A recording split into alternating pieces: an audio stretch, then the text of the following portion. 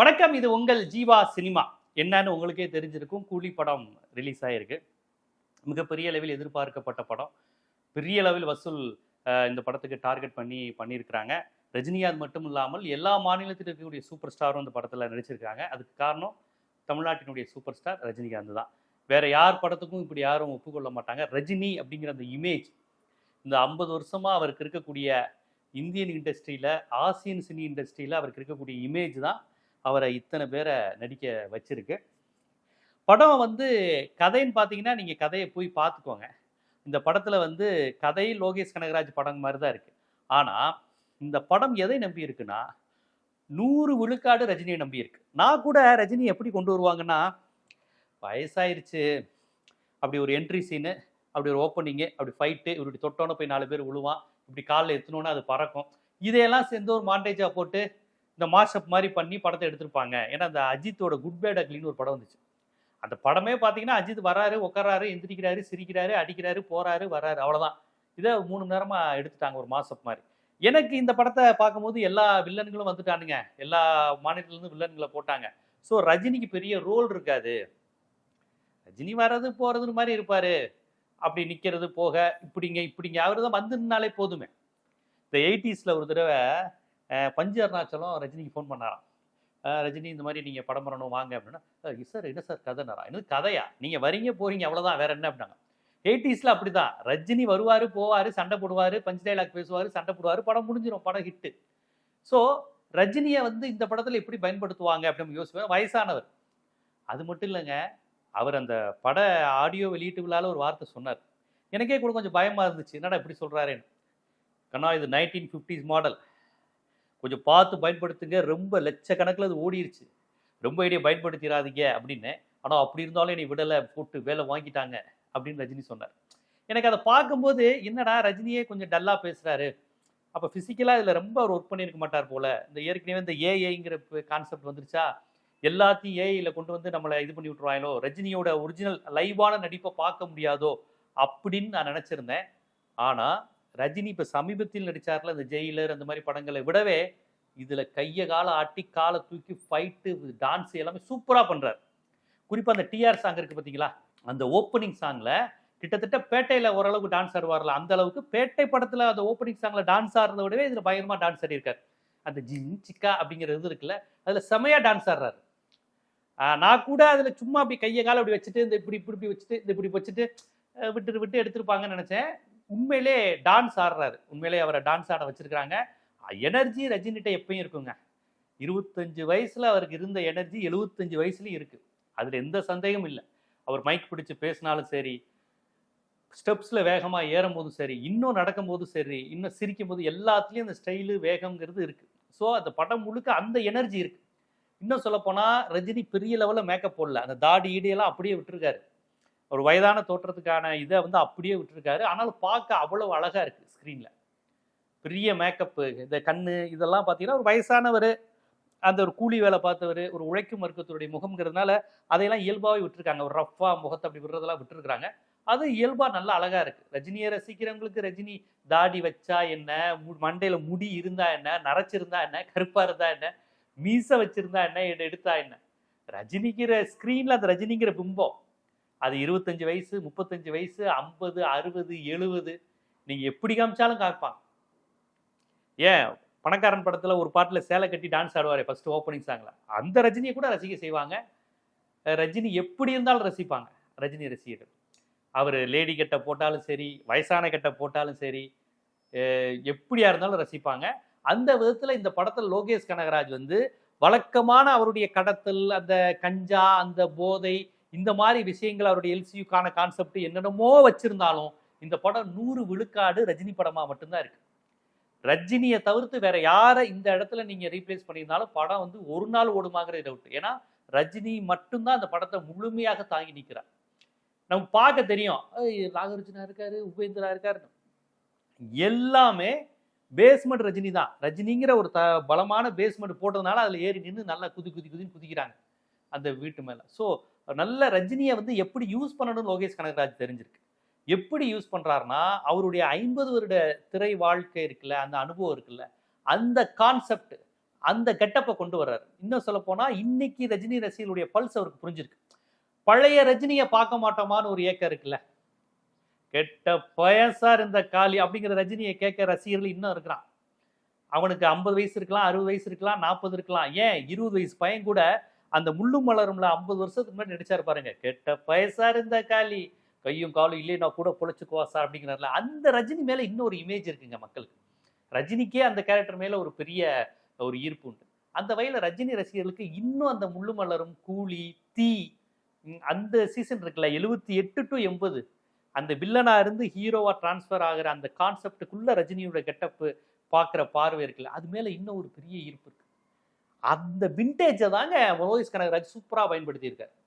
இந்த படத்துல கதைங்கிற கான்செப்டை விடுங்க, ஸ்கிரிப்டில் ரஜினிய அந்த 40 வருடங்களுக்கு முன்னாடி இருக்கக்கூடிய அந்த ரஜினியோட அந்த முடி இது இப்படி இருக்குமே, இந்த ஒரு மாதிரி முடி இங்க நிறைய இருக்கும், இப்படி வடுகெடுத்திருப்பாரு, அடிக்கடி இப்படி இப்படி பண்ணுவார்ல, அந்த ரஜினியை அந்த வந்து இந்த படத்துல விண்டேஜ்ல காமிக்கிறாங்க. அதுதான் கிளாப்ஸ். படத்துல ரஜினியோட ஓப்பனிங்க்கு கேட்கவே வேணாம், கத்திடுவாங்க. சூப்பர் ஸ்டார் போடும்போது ஒரு கத்துவாங்க, ரஜினியை காமிக்கும் போது ஒரு தடவை கத்துவாங்க. அதுக்கப்புறம் ரஜினி ஏதாவது பஞ்சு டைலாக் பேசினா கத்துறதுலாம் நார்மல் தான். ஆனா இந்த படத்துல பிளஸ், நான் கதையை சொல்ல விரும்பல, விண்டேஜ் ரஜினி வர்றாரு பாருங்க, அந்த 80s ரஜினி வரக்கூடிய அந்த அந்த ஃபிளாஷ் இருக்கு பாருங்க, அதை பிளாக் அண்ட் ஒயிட்லையும் கலர்லையும் மாறி மாறி காமிக்கும் போது தான் தேட்டரே அலறுது. கதை எங்கேயோ போயிட்டு இருக்கும், டக்குன்னு 80s ரஜினி டக்குன்னு வந்து போறாரு. அதை கரெக்டா லோகேஷ் கனகராஜ் அந்த பல்ஸை பிடிச்சி அந்த 80s ரஜினியை அப்பப்ப காமிக்கிறது இருக்கு பாருங்க. அதுவும் 80s ரஜினி கதையோட மையப்பொருளாகவும் கொண்டு வந்திருக்காங்க. சும்மா அந்த கத்துறதுக்காண்டி, விசிலடிக்கிறதுக்காண்டி, வைப்புக்காண்டி அந்த காட்சியை வைக்கல, பிடிச்ச கதையோட சேர்ந்து இருக்கிற மாதிரி 80s ரஜினியை வந்து படத்துல வந்து பொருத்தி இருக்கிறது தான் படத்துக்கான சக்சஸ். அந்த 80s கான்செப்ட் இல்லைன்னா படத்துல வந்து நீங்க ஒரு வழக்கமான படம், வழக்கமான ரஜினி படம், லோகேஷ் கனகராஜ் ஒரு பேன் இண்டியா கான்செப்ட்ல எல்லா நடிகர்களும் வச்சு எடுத்திருக்காரு அப்படிங்கிற மாதிரி இருக்கும். அவர் படத்துடைய பெரிய பிளஸ்ஸே அந்த 80s விண்டேஜ் வந்து அவர் ரஜினியை வந்து கரெக்டாக பயன்படுத்தினது. அதுவும் அந்த கூலி அப்படிங்கிறது பழைய தீ படத்தை வந்து ஞாபகப்படுத்துற மாதிரி இருக்கு. அவர் ஏற்கனவே கூலியா நடிச்சவர் தான். இந்த படத்துலயும் அந்த கூலிங்கிறப்ப, ஆனா வந்து நம்ம எல்லாரும் நினைக்கிறோம் அந்த கூலியினுடைய தொடர்ச்சியோ அந்த தீயினுடைய தொடர்ச்சியோ பாட்ஷாவோட ரிசம்பன்ஸாங்கிற மாதிரியான கான்செப்ட்லாம் எதிர்பார்ப்பை தூண்டுது. அந்த 80s விண்டேஜ் இருக்கு பாருங்க, அது வந்து லோகேஷ் செமையா படத்துல பண்ணியிருக்கிறார். அதை வந்து ரொம்ப ஷார்ப்பா நகர்த்தியிருக்காரு. அப்புறம் இதுலேயும் ரஜினிக்குள்ள சென்ஸ் ஆஃப் ஹியூமரை நல்லா யூஸ் பண்ணியிருக்கிறாங்க. ரஜினிக்குள்ள இருக்கக்கூடிய ஆழமான நடிப்பு, சென்டிமெண்ட், இந்த மாதிரி படம் கமர்ஷியல் படங்கள்ல பெருசா நடிப்பு சென்டிமெண்ட் இருக்காது, பட் அதையும் வச்சிருக்கிறாங்க. அதை ரொம்ப அழகா ரஜினி வெளிப்படுத்துறாரு. ஒரு மம்முட்டி படம் ஒன்று வந்தது, சத்திரிய வம்சன். அந்த படத்தோடைய கிளைமேக்ஸ் வந்து நமக்கு அப்படியே என்ன சொல்ல வராருங்கிற மாதிரி முடிக்கிற மாதிரி இருக்கும். அது நீங்க படம் இதை நான் சொல்லிட்டா அவங்களுக்கு படம் பார்க்குற இது போயிடும். அந்த சத்திரிய வம்சம் மம்முட்டியினுடைய கான்செப்டும் இந்த படத்தோட கிளைமேக்ஸ்ல லைட்டா வருது.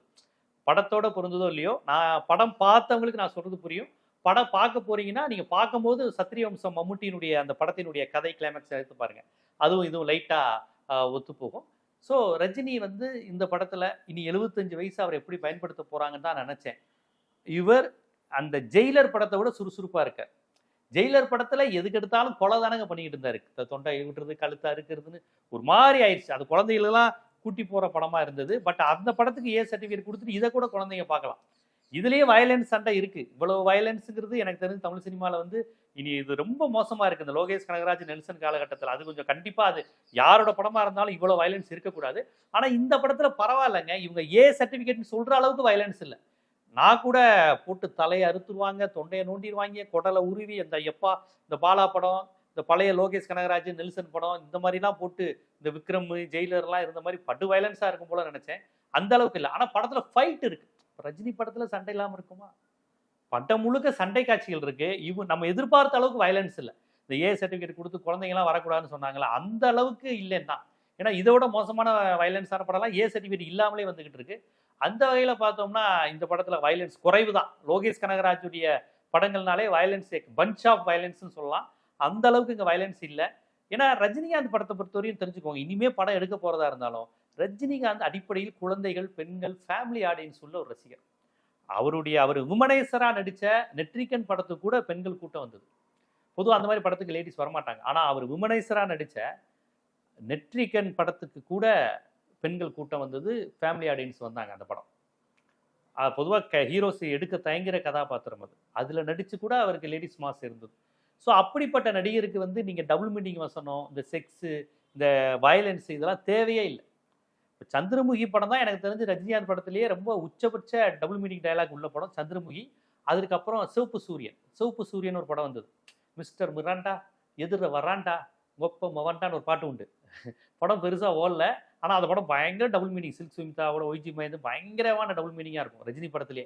எனக்கு தெரிஞ்ச அந்த 2 படத்தை தவிர அவரோட படத்தில் டபுள் மீனிங், இந்த ஆபாசம் இதெல்லாம் பெரிய லெவலில் ரஜினி படத்தில் மேக்ஸிமம் இருக்காது.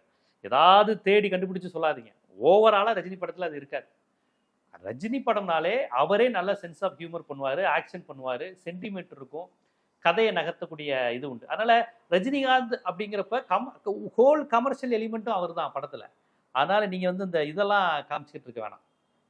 படத்தை ஹிட் ஆக்கிறதுக்காண்டி ஆபாசம், செக்ஸு, டபுள் மீனிங்கு, வயலன்ஸு இப்படிலாம் இருந்தால் தான் வரும். இன்னும் சொல்லப்போனால் அவர் படத்தில் மேக்ஸிமம் பாருங்களேன், ஜனகராஜ், வடிவேலு, கவுண்டமணி, செந்தில் இருந்தப்போ அவர் ஜனகராஜ் இல்லாட்டி வெறும் செந்தில முடிச்சு மட்டுமே ஓட்டுவார். ஏன்னா அந்த அளவு கான்ஃபிடென்ட் உண்டு தயாரிப்பாளர் ரஜினி மீது. ரஜினி போதும். படத்தை ஓட்டுவதுக்குன்னு கவுண்டமணி, செந்தில் தேவையில்லை ரஜினி படத்துக்கு. படத்தை ஓட்டுறதுக்குன்னு ஒரு கவர்ச்சி நடிகை, கவர்ச்சி பாட்டு, செக்ஸான டயலாக்கு தேவையில்லை ரஜினி படத்துக்கு. அப்படிதான் பாட்ஷா எடுத்துக்கோங்க. பாட்ஷா தான் உங்களுக்கு 100% ரஜினி படம். சீனில் ரஜினி வருவாருங்க, அந்த தேங்காய் இது இப்போ பூசணிக்காய் உடைச்சிட்டு கடைசியில் அந்த பின்னாடி தீ எரியும், ரஜினி அப்படி நடந்து வருவார். அவ்வளோதான். படத்தில் 5 பாட்டும் ரஜினியை பாராட்டி, ரஜினியை புகழ்ந்து, தங்க மகன் என்று சிங்கம் எல்லாமே ரஜினியை புகழ்ந்து தான் வரும். ஒரு படம் தொடங்கினதுலேருந்து கடைசி வரையும் ரஜினி படம் தான் அது. ஸோ பாட்ஷா தான் உங்களுக்கு வந்து ஒரு நல்ல லேண்ட்மார்க் திரைப்படம் ரஜினி படத்துக்கு. ஸோ ரஜினி படத்துக்கு நீங்கள் எடுக்கும்போது இனி வரும் காலங்களில் இந்த இயக்குநர்கள் யாராக இருந்தாலும் வயலன்ஸ்க்கு முக்கியத்துவம் கொடுக்காதீங்க. இந்த படத்தில் வயலன்ஸ் குறைவு தான். குழந்தைகள் பதறுகிற அளவுக்கு, நம்ம ரொம்ப முகம் சுளிக்கிற அளவுக்கான வயலன்ஸ் இதில் கொஞ்சம் குறைவு தான். நான் பதறிய அளவுக்கு இல்லை. ஸோ படத்தை வந்து நல்ல ரஜினியினுடைய அனுபவம், வயசு, அதை எப்படி நீ மார்க்கெட் பண்ணணும். இனிமே ரஜினிக்கு புதுசாக ஸ்டைலாக வரப்போதா? எல்லா ஸ்டைலையும் 50 வருஷத்துக்கு முன்னாடியே அவர் பண்ணிட்டார். 50 வருஷமா எல்லாம் பண்ணிட்டார். இப்படி திரும்புறதுலேருந்து, அப்படி பார்க்கறதுலேருந்து, இப்படி முறைக்கிறதுலேருந்து எல்லாத்தையும் பண்ணிட்டாரு. ஸோ இதை எப்படி பயன்படுத்தலாம்? லோகேஷ் கனகராஜ் நல்லா பயன்படுத்தியிருக்காரு. ரஜினியோடைய பழைய படங்கள், அந்த ஸ்டைல், இதையெல்லாம் திருப்பி கொண்டு வர மாதிரி பண்ணாலே ரசிகர்களுக்கு அது ட்ரீட் ஆகும்.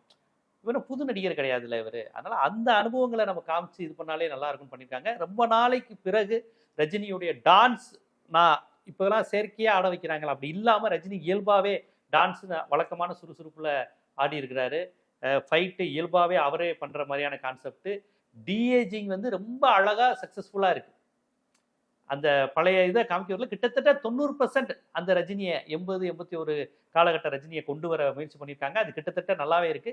அந்த டிஏஜிங் ரஜினி தான் படத்தை வந்து தூக்கி நிறுத்துது. அந்த காட்சிகளை தான் ரசிகர்கள் ரொம்ப என்ஜாய் பண்ணி பார்க்குறான்.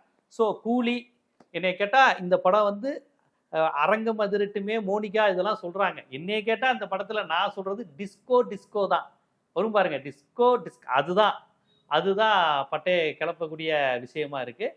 ஸோ ரஜினி ரசிகர்களுக்கு இதுவும் இன்னும் ஒரு விருந்து அப்படிங்கிறதுல எந்தவித சந்தேகமும் இல்லை.